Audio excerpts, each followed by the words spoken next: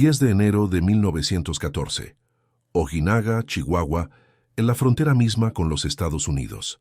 El general de división Salvador Mercado, comandante supremo de las fuerzas federales en el norte, caminaba entre las baterías de su artillería con la tranquilidad de un hombre que cree poseer el rayo de Zeus.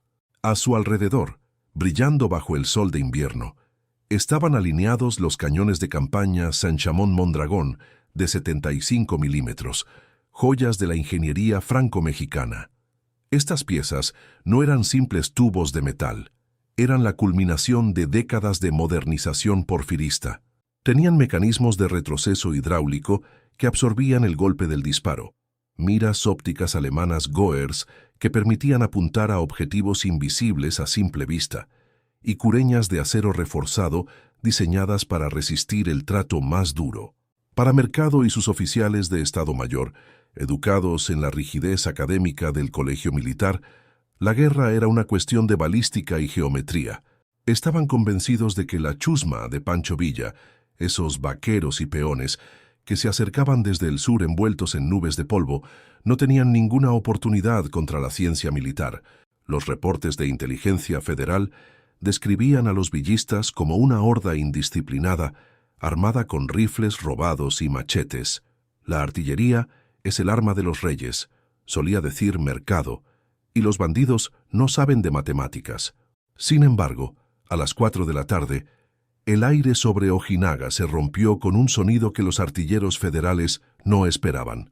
No fue el estallido desordenado de la fusilería, ni el boom sordo y aislado de un cañón viejo de pólvora negra. Fue el rugido seco, rítmico y aterrador de una barrera de artillería moderna disparando en salva. Antes de que los oficiales federales pudieran levantar sus binoculares, el suelo alrededor de sus posiciones comenzó a eruptar. No eran disparos al azar. Eran proyectiles de alto explosivo y metralla cayendo con una precisión de relojero. Los soldados federales, que esperaban ver cargas de caballería suicidas, se encontraron de repente bajo una lluvia de acero caliente que parecía venir de todas partes. Lo que el general Mercado no sabía, lo que su mente arrogante se había negado a aceptar, era que Pancho Villa no venía solo con caballos. Venía con el cuerpo de artillería más poderoso, moderno y letal, que jamás se hubiera reunido en el continente americano fuera de los Estados Unidos. Los bandidos no solo tenían cañones, tenían mejores cañones, más munición y, lo más humillante de todo, artilleros que sabían usarlos mejor que los graduados de la academia. El shock que recorrió las trincheras federales en Ojinaga no fue solo miedo físico, fue un colapso cognitivo. Durante 30 años, la dictadura de Porfirio Díaz había basado su control en el monopolio de la tecnología. El gobierno tenía las ametralladoras, los trenes y los cañones. El pueblo tenía los machetes. Esa asimetría garantizaba el orden, pero en Ojinaga esa ecuación se invirtió violentamente. Los soldados federales vieron cómo sus propias baterías eran silenciadas una por el fuego de contrabatería villista. Vieron cráteres abrirse en sus fortificaciones con una violencia que solo la melinita y el TNT podían generar. La leyenda de que los revolucionarios eran ignorantes murió esa tarde entre gritos y explosiones. Villa había logrado lo imposible, había industrializado la rebelión. Para entender cómo se llegó a este punto de inflexión tecnológica, debemos retroceder a la obsesión logística de Pancho Villa. A diferencia de otros líderes revolucionarios como Emiliano Zapata, que desconfiaba de la tecnología moderna, o Pascual Orozco, que dependía del apoyo de las élites, Villa era un pragmático obsesionado con la potencia de fuego. Comprendió muy temprano que el valor individual no derriba muros de piedra. Un hombre con un rifle es un valiente. Un hombre con un cañón es un ejército, decía. Villa utilizó su control de la frontera norte y los recursos económicos derivados de la venta de ganado, a menudo expropiado a los grandes terratenientes de la familia Terrazas, para convertirse en el mejor cliente de los traficantes de armas estadounidenses. Mientras el ejército federal dependía de contratos gubernamentales lentos y burocráticos, con fábricas en Francia y Alemania, Villa compraba al contado en dólares plata y exigía lo mejor. El mercado negro de armas en El Paso y Presidio se convirtió en la arteria vital de la División del Norte. Villa no compraba chatarra.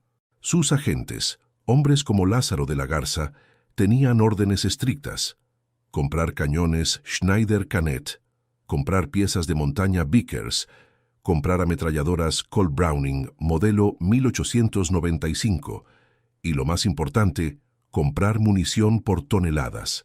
Villa entendió que un cañón sin balas es solo un peso muerto. La llegada de estas armas a los campamentos villistas era un evento casi religioso. Los campesinos, que nunca habían visto una máquina más compleja que un arado o una locomotora, rodeaban las piezas de artillería con reverencia. Las apodaban con nombres cariñosos o terribles: el Rorro, el Chavalito, el Matapulgas, pero Villa sabía que tener la máquina no era suficiente. Necesitaba el cerebro para operarla. Y aquí es donde la historia de la artillería villista se separa de cualquier otra rebelión campesina en la historia. Villa no puso a sus compadres borrachos a manejar los cañones. Buscó a expertos. Reclutó a exoficiales federales descontentos, a mercenarios estadounidenses que habían servido en las guerras de Filipinas y Cuba, y a ingenieros de minas que entendían de explosivos. Creó una meritocracia técnica dentro de su ejército. El contraste con la artillería federal era doloroso. El ejército federal poseía, sobre el papel, un arsenal impresionante. El cañón Mondragón de 75 mm era, técnicamente, una de las mejores piezas del mundo, precursora de la artillería semiautomática. Diseñado por el general Manuel Mondragón, era capaz de una cadencia de fuego teórica de 20 disparos por minuto. Pero el sistema federal estaba podrido. La corrupción en la intendencia significaba que los lotes de munición a menudo llegaban incompletos o defectuosos. Las espoletas de tiempo para la metralla, dispositivos de relojería delicados que debían hacer explotar el proyectil en el aire sobre las tropas enemigas, a menudo estaban oxidadas o mal calibradas debido al almacenamiento negligente. Los artilleros federales, aunque bien entrenados en teoría, carecían de práctica real de tiro, porque sus superiores no querían gastar el costoso parque en entrenamientos. Eran músicos que sabían leer la partitura, pero nunca habían tocado el instrumento. Cuando empezó la guerra real, se encontraron calculando parábolas en pizarras, mientras los villistas ajustaban el tiro mirando dónde levantaba polvo la explosión anterior. La primera gran sorpresa técnica para los federales fue el uso villista del cañón Blue Whistler, el silbador azul. Estas eran piezas de artillería confederada o modelos estadounidenses antiguos que Villa había conseguido, pero también piezas modernas de 3 pulgadas, 76 mm, compradas a la Bethlehem Steel. El sonido característico de estos proyectiles al cortar el aire, un silbido agudo y prolongado antes del impacto, se convirtió en la banda sonora de las pesadillas de los soldados federales. En las batallas por Chihuahua y Ciudad Juárez, los federales reportaban con pánico que estaban siendo atacados por armas secretas. No era magia, era simplemente artillería de campaña estadounidense de alta velocidad, usada con una agresividad que los manuales europeos desaconsejaban. Los artilleros de Villa empujaban sus cañones hasta la línea del frente, disparando a quemarropa, tiro directo, contra las trincheras. Esta táctica violaba todas las reglas de seguridad de la artillería convencional, que dictaba que los cañones debían estar en la retaguardia. Pero el efecto psicológico de ver un cañón de 3 pulgadas apuntándote a 400 metros de distancia hacía que los defensores abandonaran sus posiciones antes de que cayera el primer obús. Pero la verdadera humillación tecnológica llegó con la estandarización. Hacia finales de 1913, Villa había logrado algo que el gobierno de Huerta no podía: homogeneizar su parque. Mientras los federales tenían una pesadilla logística con cañones de 70 mm, 75 km, 80 mm y piezas de montaña de 37 mm, cada uno requiriendo munición diferente que a menudo se enviaba al regimiento equivocado, Villa concentró sus esfuerzos en el calibre 75 mm y 76 mm. Esto significaba que cualquier caja de munición que llegara al frente servía para la mayoría de sus cañones. La eficiencia logística de los bandidos superó a la burocracia estatal. Los trenes de Villa eran fábricas móviles. Tenían vagones dedicados exclusivamente a la recarga de munición. Talleres de mecánica, donde se torneaban piezas de repuesto para los cierres de los cañones y armeros que mantenían las armas limpias y aceitadas. El soldado federal miraba su propio cañón sucio y su munición racionada, y luego miraba hacia las líneas villistas donde el fuego no cesaba durante horas, y comprendía que su gobierno le había fallado. En Ojinaga, el shock inicial se transformó en masacre. Cuando Mercado intentó responder con su propia artillería, descubrió que los villistas ya habían calculado su posición. La batería fantasma de Villa, oculta tras una loma, desató un fuego de saturación. Los sirvientes de las piezas federales fueron barridos por la metralla. Shrapnel. El shrapnel es un proyectil diabólico. Es una escopeta voladora. Al explotar en el aire, lanza cientos de bolas de plomo hacia abajo en un cono letal. Contra tropas al descubierto o en trincheras poco profundas, es devastador. Los artilleros villistas habían aprendido a cortar las espoletas con una precisión mortal, haciendo que los proyectiles explotaran justo a la altura de las cabezas de los federales. Los oficiales de Mercado, al ver caer a sus hombres destrozados por una tecnología que creían exclusiva de su clase, entraron en pánico. La huida de Ojinaga hacia el río Bravo no fue una retirada táctica. Fue una desbandada provocada por la superioridad de fuego. El ejército federal dejó atrás 13 cañones intactos, miles de fusiles y montañas de munición. Villa no solo los derrotó, los desarmó y usó sus propias armas para fortalecerse aún más. Este patrón de captura y reutilización creó un círculo vicioso para el gobierno. Cada batalla perdida no solo era una derrota territorial, sino una transferencia masiva de tecnología. Los cañones Saint-Chamond, capturados en Ojinaga, Torreón y otras plazas, fueron incorporados inmediatamente a la División del Norte. Pero Villa no se limitó a usarlos, los mejoró. Sus mecánicos adaptaron las cureñas para que pudieran ser transportadas más fácilmente en tren o desmontadas para cruzar la sierra. La mi artillería villista se convirtió en un híbrido monstruoso. La calidad técnica europea fusionada con la movilidad guerrillera mexicana y la logística industrial estadounidense. La leyenda negra de la artillería villista comenzó a correr por los cuarteles federales como un virus. Los soldados contaban historias exageradas en las fogatas. Decían que Villa tenía cañones eléctricos, que tenía rayos de la muerte, que sus artilleros eran demonios extranjeros que nunca fallaban. La realidad era más prosaica, pero igualmente terrible. Villa simplemente tenía más dinero y menos burocracia. Si un cañón se rompía, compraba otro. Si un artillero era bueno, le pagaba en oro. Si un oficial fallaba, lo fusilaba. Este sistema de incentivos brutales creó una fuerza de combate darwiniana donde solo funcionaba lo que era eficaz. El ejército federal, atrapado en su red de nepotismo, corrupción y reglamentos obsoletos, era un dinosaurio enfrentándose a un depredador de sangre caliente. Pero faltaba la pieza maestra. Villa tenía los cañones, los fierros, y tenía la voluntad. Pero para tomar las grandes fortalezas del centro de México necesitaba algo más que fuerza bruta. Necesitaba ciencia aplicada. Necesitaba a alguien que pudiera coordinar 40 cañones, disparando al mismo tiempo sobre un punto de un mapa.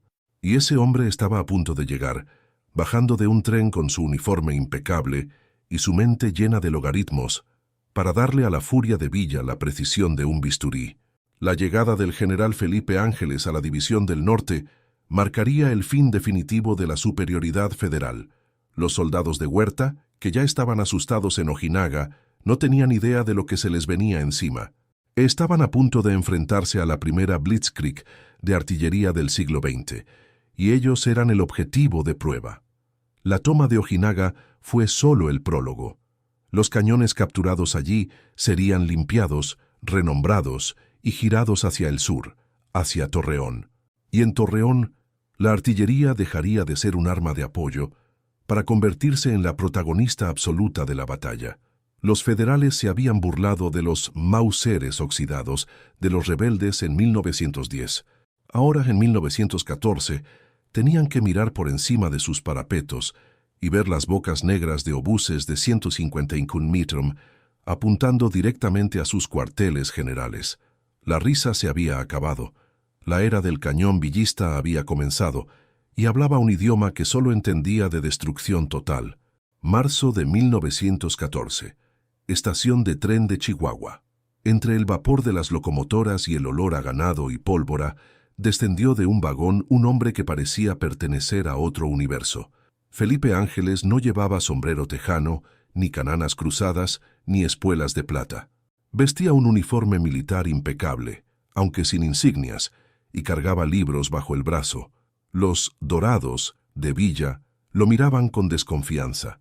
Para ellos era un fifí, un producto de la misma academia militar que habían estado matando durante 3 años. Pero Pancho Villa, con esa astucia que le permitía ver el valor oculto de las cosas, lo abrazó como a un hermano. Villa sabía que tenía la fuerza bruta, los caballos y el dinero, pero le faltaba la ciencia. Tenía los cañones, sí, capturados en Ojinaga y comprados en la frontera, pero estaban siendo usados como escopetas gigantes. Ángeles traía consigo algo más letal que la pólvora. Traía las matemáticas aplicadas a la muerte. La fusión entre el instinto depredador de Villa y el cerebro calculador de Ángeles creó una singularidad militar que el Ejército Federal, en su arrogancia institucional, fue incapaz de prever.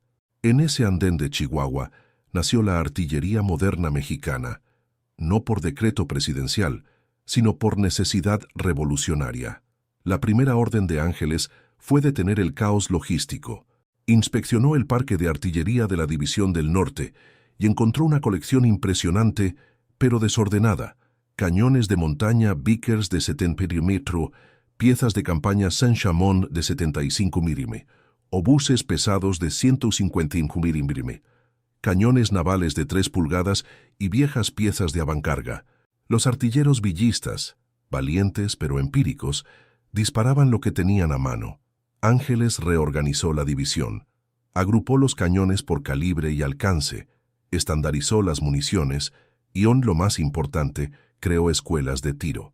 Enseñó a los excampesinos y mineros a usar el teodolito, a calcular la deriva del viento, a entender la diferencia entre una carga de proyección y una carga explosiva. Los federales se burlaban de estas clases al aire libre. Decían que un indio no podía aprender trigonometría. Se equivocaron. Los hombres de Villa, acostumbrados a calcular la veta de una mina o la caída de agua en un canal de riego, absorbieron el conocimiento con una rapidez voraz. No aprendían por un título académico, aprendían para no morir. El laboratorio de pruebas para esta nueva máquina de guerra fue la ciudad de Torreón, el nudo ferroviario más importante del norte. El general José Refugio Velasco, comandante federal de la plaza, había convertido a Torreón en una fortaleza moderna. Había cavado kilómetros de trincheras, instalado reflectores eléctricos para evitar ataques nocturnos y emplazado sus propias baterías de artillería en los cerros dominantes que rodeaban la ciudad. Velasco confiaba en la doctrina clásica, la defensa estática, apoyada por ametralladoras y artillería bien posicionada, siempre vence al ataque frontal. Esperaba que Villa lanzara a su caballería contra las ametralladoras para ser masacrada. Pero cuando la División del Norte llegó a las afueras de Gómez Palacio, Velasco notó algo extraño. No hubo carga de caballería suicida, hubo silencio. Y luego, el cielo se cayó. Ángeles no dispersó sus cañones a lo largo de toda la línea, como dictaban los manuales federales, para dar apoyo general. Concentró sus piezas en baterías masivas, apuntando todas a un solo sector de la defensa federal. Fue el principio de la concentración de fuerza. Cuando dio la orden de fuego, 40 cañones dispararon simultáneamente sobre las posiciones federales en el Cerro de la Pila. El efecto físico en el objetivo fue de aniquilación total. Las trincheras federales no solo fueron bombardeadas, fueron borradas. La densidad del fuego fue tal que los defensores no podían ni siquiera levantar la cabeza para disparar sus fusiles. El aire se llenó de shrapnel, esas miles de bolas de plomo que Ángeles había enseñado a sus artilleros a detonar exactamente a 10 metros sobre el suelo. Para el soldado federal agazapado en su agujero, no había refugio. La muerte llovía verticalmente, pero la innovación táctica más impactante, la que realmente dejó en shock a los federales, fue el uso del fuego directo de acompañamiento. La doctrina militar de 1914 dictaba que los cañones debían estar kilómetros detrás de la infantería, protegidos, disparando en parábola, tiro indirecto. Ángeles rompió esa regla. Ordenó que las piezas de 75 mm avanzaran junto con las líneas de infantería villista. Los artilleros empujaban los cañones a mano bajo el fuego enemigo, hasta colocarlos a 300 o 400 metros de los nidos de ametralladoras federales. Entonces, abrían fuego a quemarropa. Imaginen el terror de un equipo de ametralladora federal. Ven acercarse un cañón, intentan dispararle, pero antes de que puedan neutralizarlo, reciben un proyectil de alto explosivo directamente en su tronera. El cañón se convirtió en un rifle de francotirador de 75 milímetros. Esta agresividad anuló la ventaja de las fortificaciones de Velasco. Los muros de adobe y sacos de arena volaban en pedazos ante el impacto cinético directo. La batalla de Torreón también vio el nacimiento del cañón ferroviario improvisado. Villa y Ángeles montaron piezas pesadas de 150 milímetros y cañones navales de 3 pulgadas sobre plataformas de tren reforzadas con durmientes y sacos de arena. Esto les permitía mover artillería de asedio pesado a la velocidad de una locomotora. Los trenes avanzaban hasta el límite de las vías. Disparaban una salva devastadora contra la estación de tren o los almacenes federales y retrocedían antes de que la artillería federal pudiera localizar su posición. El Niño, un cañón famoso de la división, operaba de esta manera. Los federales se sentían asediados por fantasmas mecánicos que golpeaban con la fuerza de un martillo hidráulico y desaparecían en nubes de vapor. La movilidad de la artillería villista contrastaba dolorosamente con la inmovilidad de la artillería federal, cuyos cañones, una vez emplazados, eran difíciles de mover bajo fuego.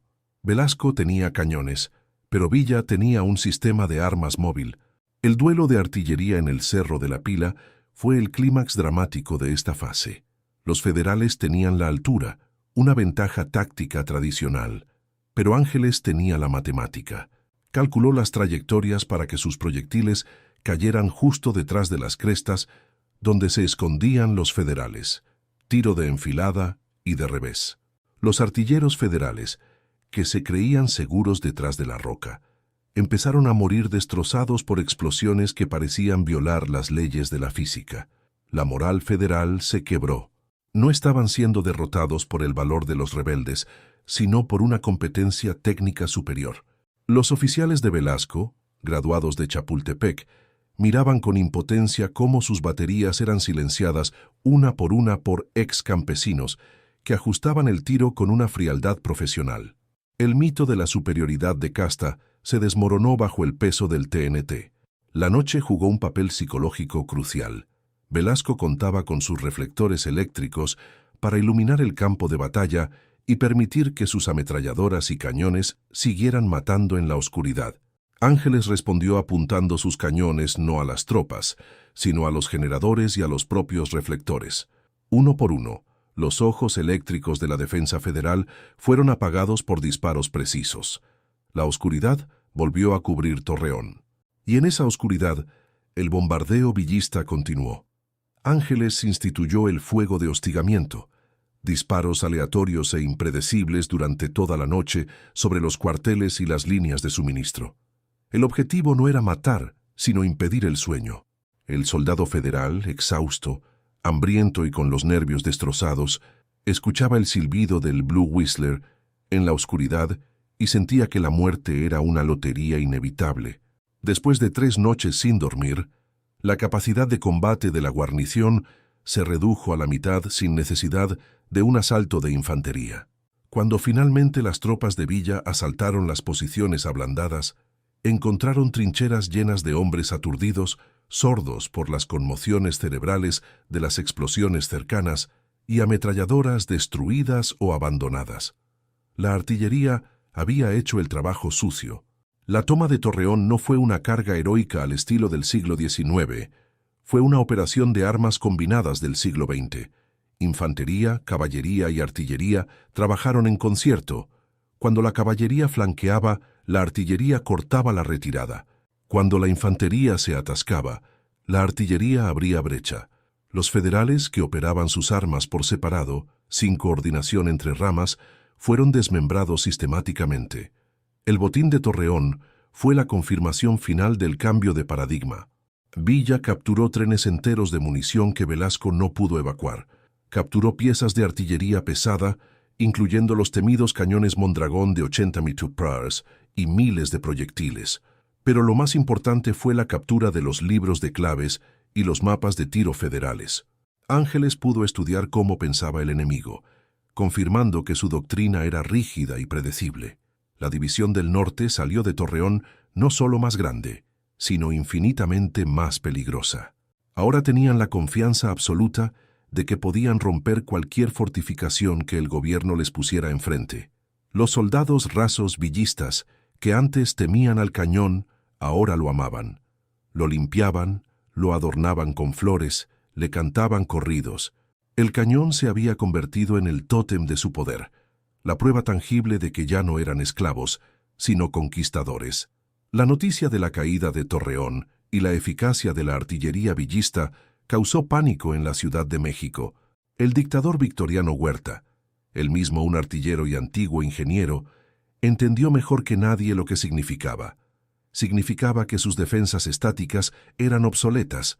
Significaba que la Ciudad de México, con sus cuarteles y sus murallas, no estaba segura.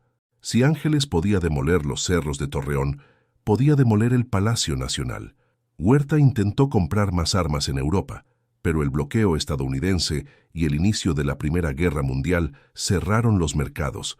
El ejército federal se quedó con lo que tenía, enfrentándose a un enemigo que crecía cada día en potencia de fuego. La calidad de la munición federal empezó a decaer. Las fábricas nacionales, presionadas por la demanda, producían cartuchos defectuosos. Mientras tanto, Villa seguía recibiendo vagones de munición estadounidense de alta calidad pagada con plata y ganado. La brecha tecnológica se había invertido completamente. El gobierno tenía el ejército pobre y los rebeldes tenían el ejército rico. Pero el destino final de esta maquinaria de guerra apuntaba hacia un lugar específico, un nombre que resonaba como una sentencia de muerte en los oídos de los generales federales. Zacatecas. La ciudad estaba rodeada de montañas altas, mucho más altas y abruptas que las de Torreón. El general Medina Barrón, a cargo de la defensa, había colocado sus cañones en las cimas, creyendo que la gravedad y la altura lo protegían. Nadie puede subir cañones ahí arriba para atacarme, pensaba.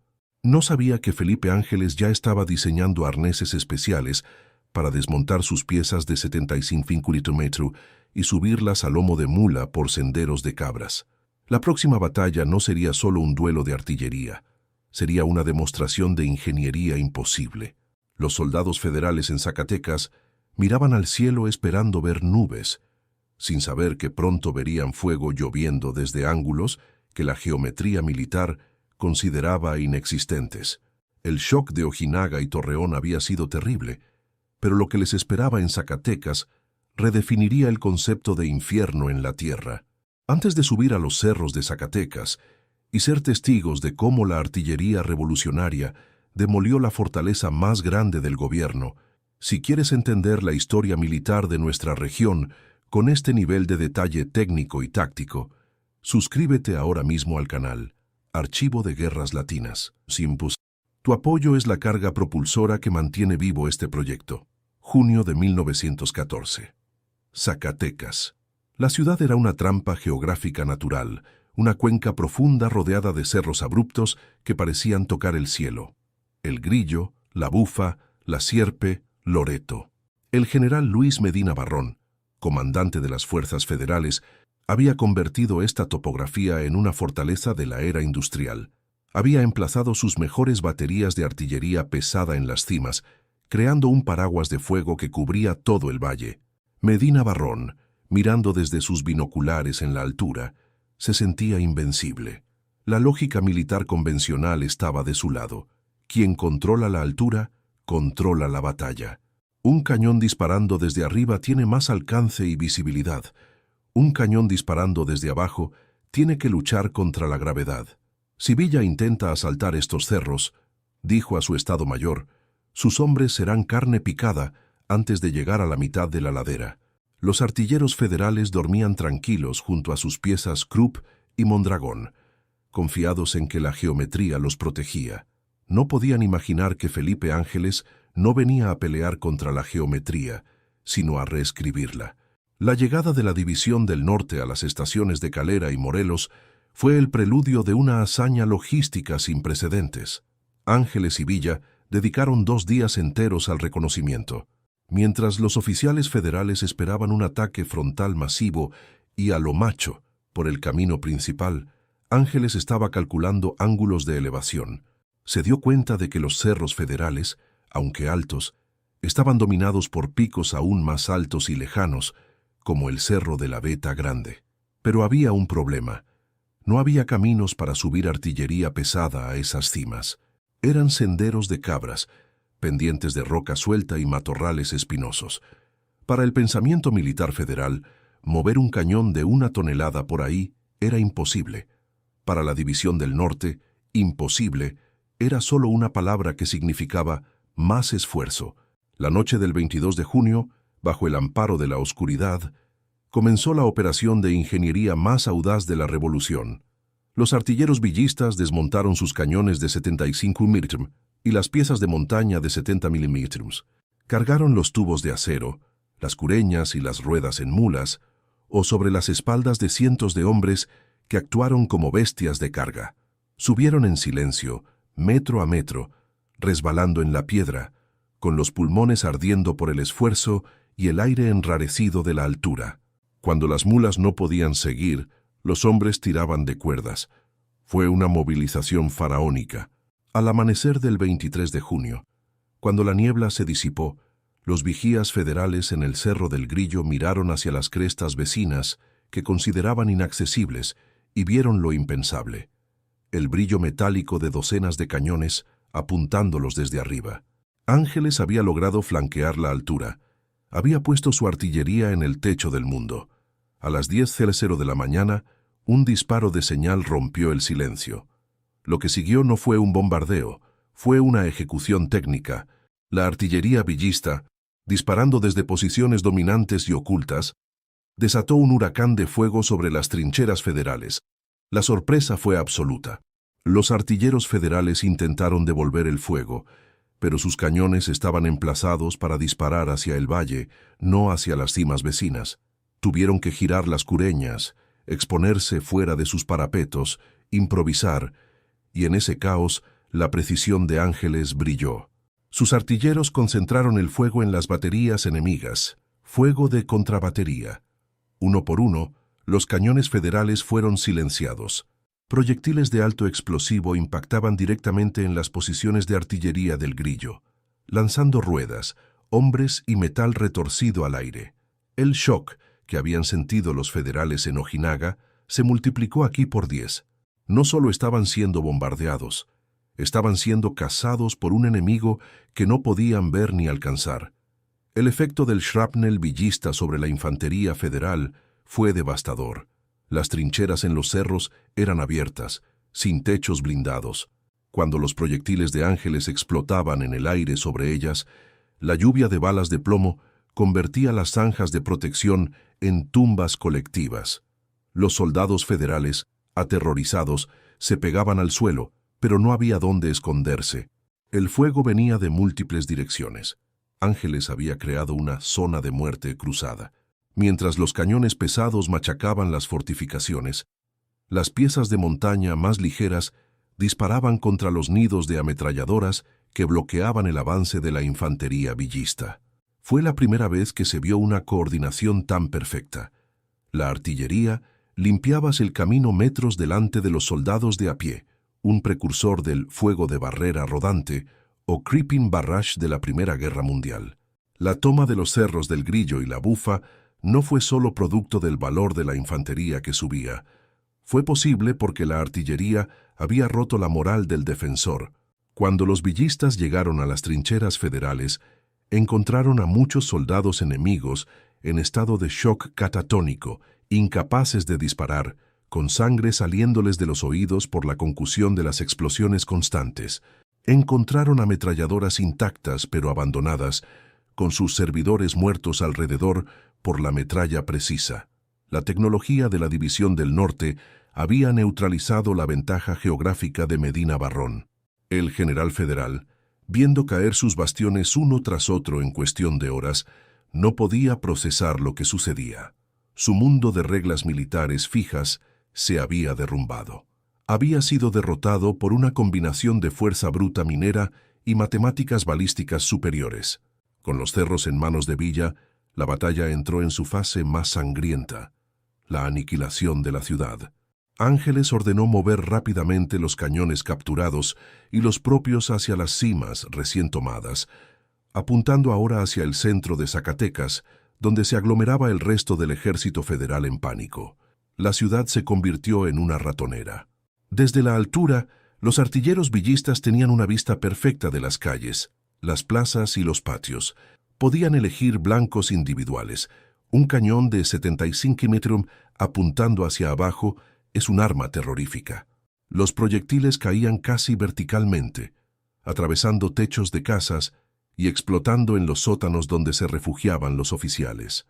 El Palacio Federal, cuartel general de Medina Barrón, fue martillado sin piedad.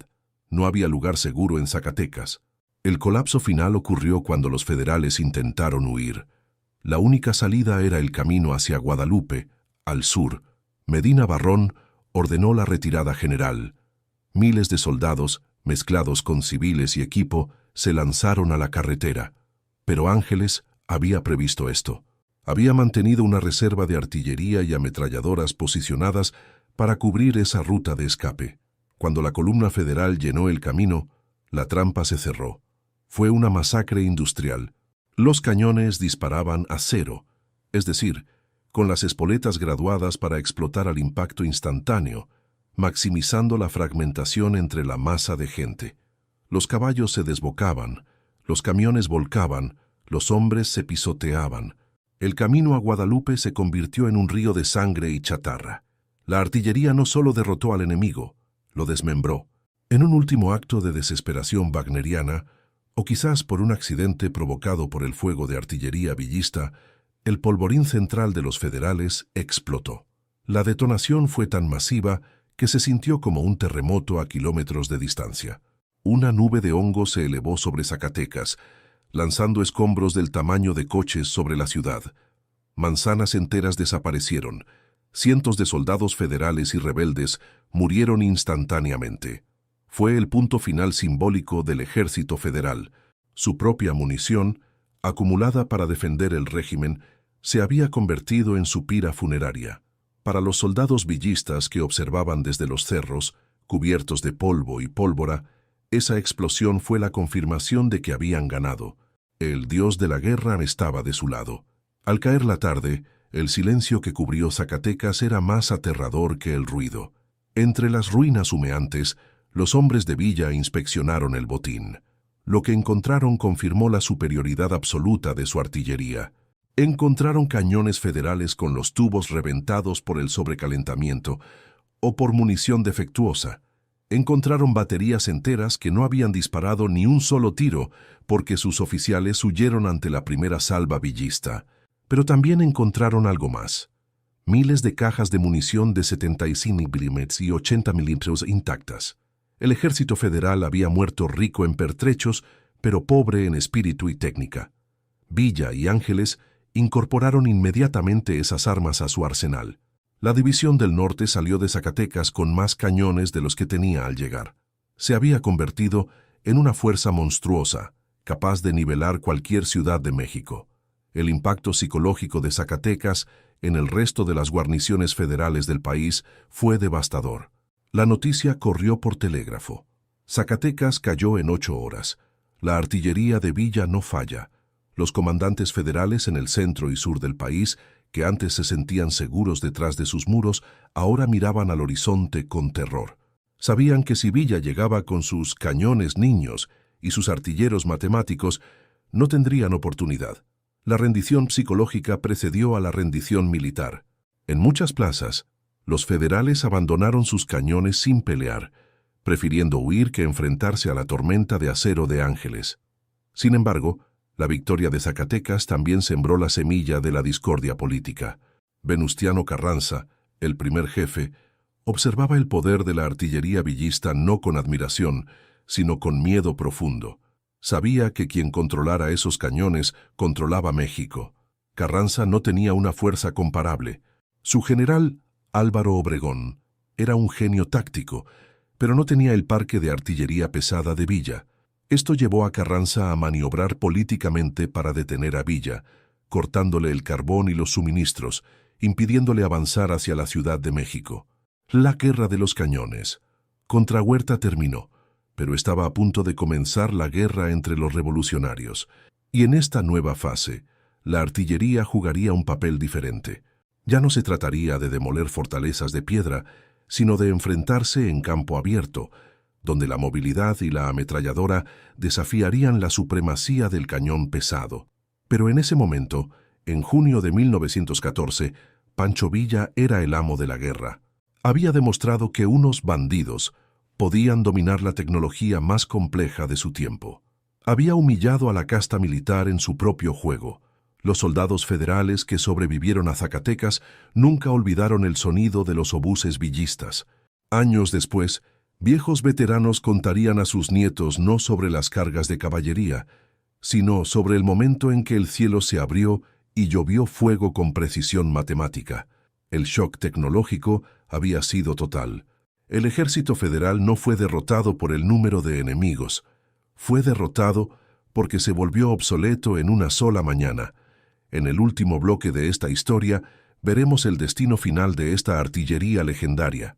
Veremos cómo en las batallas del Bajío contra Obregón, la reina de las batallas, la artillería, se enfrentó a su némesis, la trinchera y la ametralladora invisible, y descubriremos cómo la arrogancia que destruyó a los federales terminó infectando también a Villa, llevándolo a creer que sus cañones podían resolver cualquier problema táctico, hasta que se toparon con un enemigo que no se quedaba quieto para ser bombardeado. La modernidad es un arma de doble filo, y Villa estaba a punto de cortarse con ella. Abril de 1915, las llanuras de Celaya, Guanajuato. El paisaje había cambiado radicalmente. Ya no eran los cañones de roca verticales de Zacatecas, ni las fortificaciones urbanas de Torreón. Era un terreno plano, agrícola, surcado por canales de riego y bordos de tierra. Pancho Villa, el hombre que poseía el parque de artillería más poderoso del continente, miraba el campo de batalla con la confianza de quien tiene un martillo y ve todo como un clavo. Sus baterías estaban alineadas. Los poderosos Saint-Chamond de 75 metros, los obuses pesados de 150 metros, los cañones de 80 metros capturados a los federales. Villa esperaba repetir la fórmula de Zacatecas. Un bombardeo masivo que aniquilara la moral del enemigo, seguido de una carga arrolladora. Pero al otro lado del campo, Álvaro Obregón no había construido muros para que los cañones de Villa los derribaran. Obregón había estudiado la guerra europea. Sabía que la artillería moderna destroza lo que puede ver, así que decidió volverse invisible. Hizo que sus soldados cavaran loberos, pozos individuales de tirador, dispersos irregularmente en el terreno, protegidos por alambradas bajas. Obregón le negó a la artillería de Villa su blanco favorito, la concentración de tropas. Cuando comenzó el duelo de artillería en Celaya, los artilleros villistas, entrenados por el general Felipe Ángeles, dispararon con su precisión habitual. Las explosiones levantaron géiseres de tierra negra y humo. El ruido fue ensordecedor.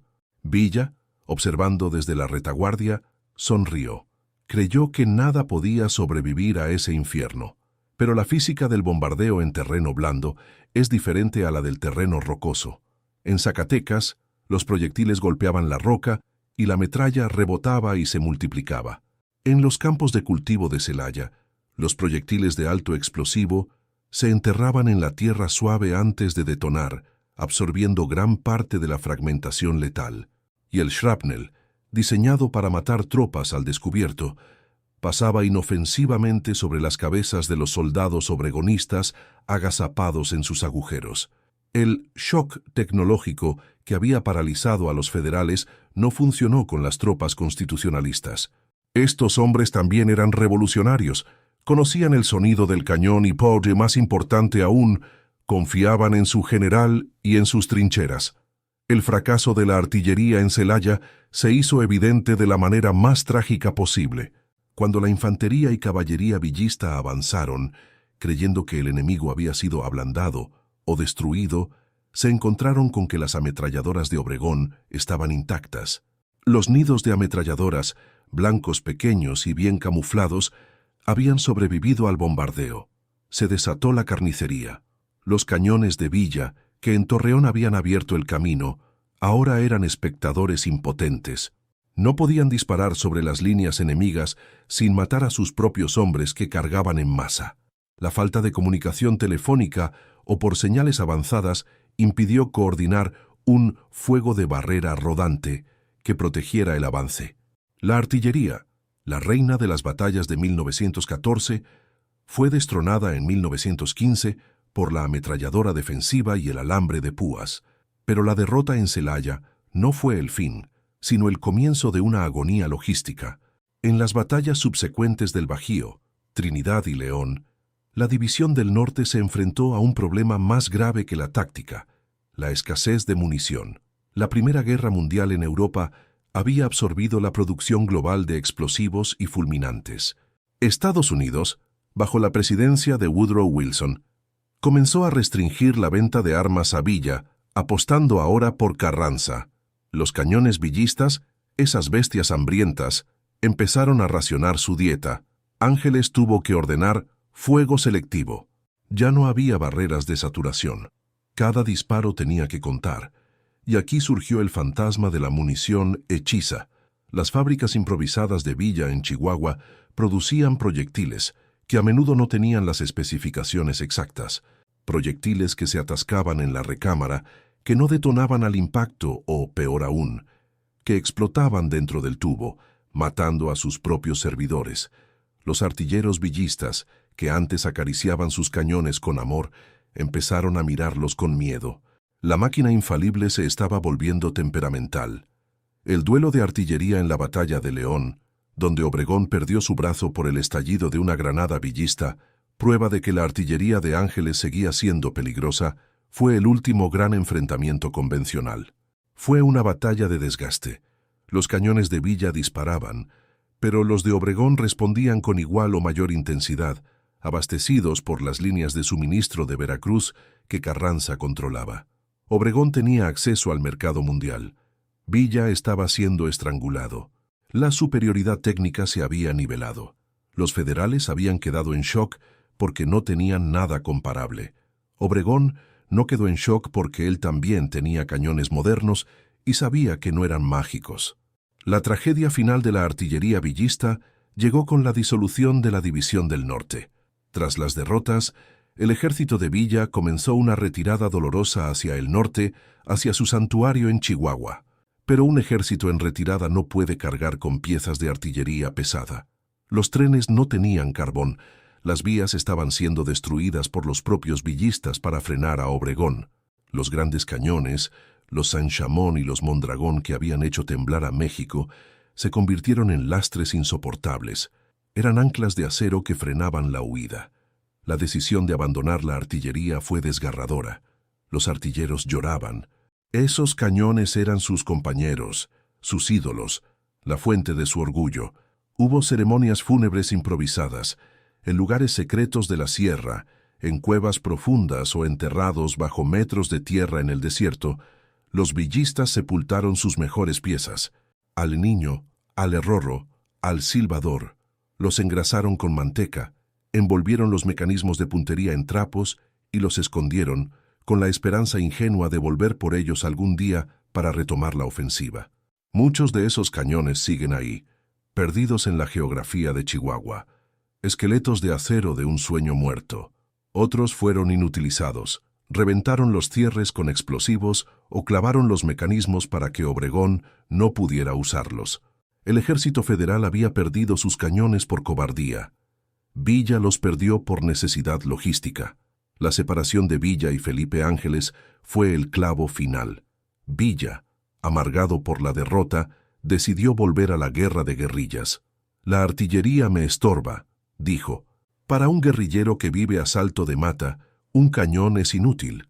Ángeles, el científico, el hombre que creía en la guerra regular, no tenía lugar en una guerrilla. Se separaron. Con la partida de Ángeles, el cerebro de la artillería desapareció. Los cañones que quedaron en manos de Villa volvieron a ser usados de manera primitiva, sin cálculos matemáticos, hasta que se agotó la última bala. Cuando Villa invadió Columbus en 1916 y provocó la expedición punitiva de Estados Unidos, ya no tenía artillería significativa. Y fue una ironía histórica. El general Pershing entró a México buscando al ejército que había tomado Zacatecas con fuego masivo y encontró fantasmas con rifles. Si Villa hubiera tenido sus baterías de 75 mm en las montañas de Chihuahua, la expedición punitiva habría sido un baño de sangre para los estadounidenses. Pero Villa había vuelto al origen: el hombre, el caballo y el rifle. La era de la tecnocracia villista había terminado. Sin embargo, el legado del shock de artillería transformó a México para siempre. El ejército federal murió de ese trauma, pero el nuevo ejército mexicano nació de él. Los oficiales constitucionalistas que derrotaron a Villa aprendieron la lección. Nunca más dependerían de un solo proveedor extranjero y nunca más subestimarían la importancia de la industria militar nacional.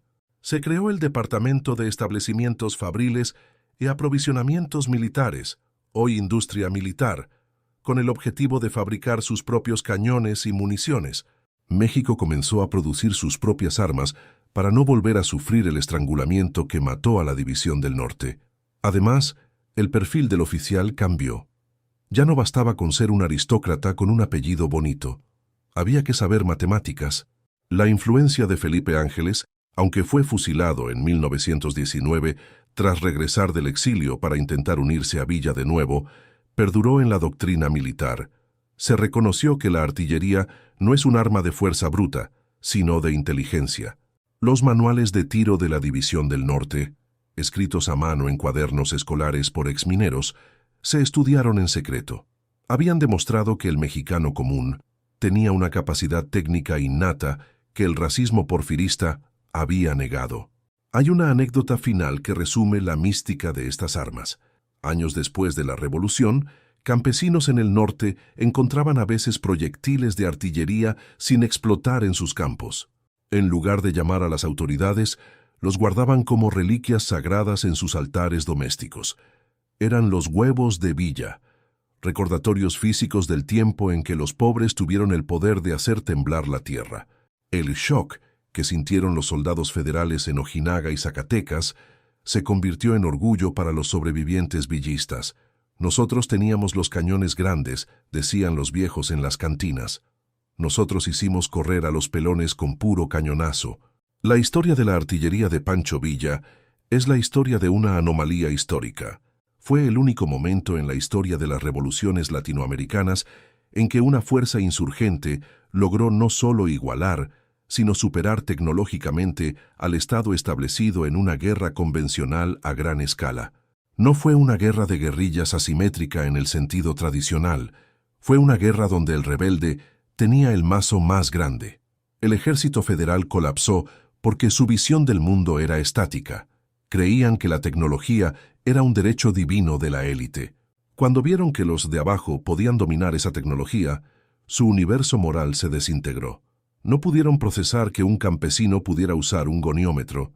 Ese shock cognitivo fue más letal que el shrapnel. Villa demostró que la tecnología es democrática, obedece a quien la entiende y la respeta, sin importar su origen social. Hoy, en los museos de la Revolución, los cañones Saint-Chamond están silenciosos, pintados de verde oliva, con placas de bronce que explican su calibre y alcance. Los niños los miran como objetos inertes. pero si uno se acerca y pone la mano sobre el acero frío, casi puede sentir la vibración de Zacatecas, puede escuchar el eco del general Ángeles gritando coordenadas, el sudor de los artilleros empujando las ruedas en el lodo y el terror absoluto de los soldados federales viendo cómo su mundo seguro y ordenado volaba en 1000 pedazos bajo el fuego de la justicia artillera. La modernidad llegó a México no a través de libros o decretos, sino a través de la boca de un cañón manejado por un pueblo furioso.